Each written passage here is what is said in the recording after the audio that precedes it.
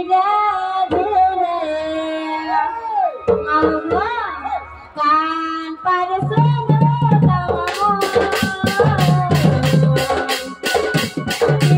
धीरे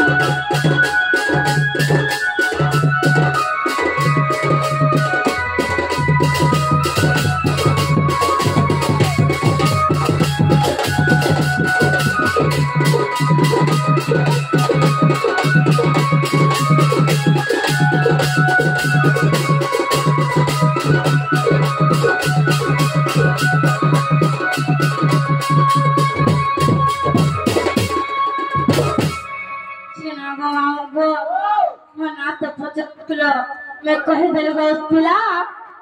तुम्हारा रिसीवर हे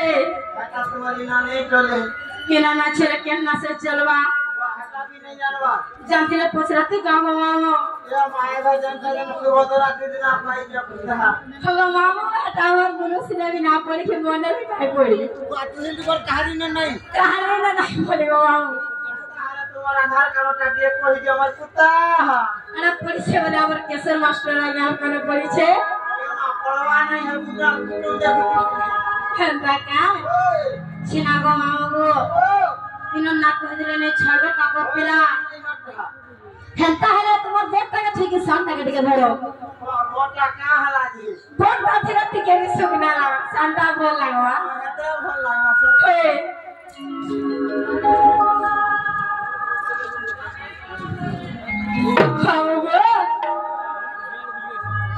क्या माने बोल दिए रवि तेरे मुझे दिया दे करवा आगे बढ़ा बाका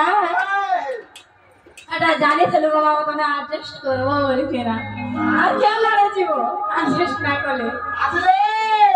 बाबा बाबा का सन कहो जा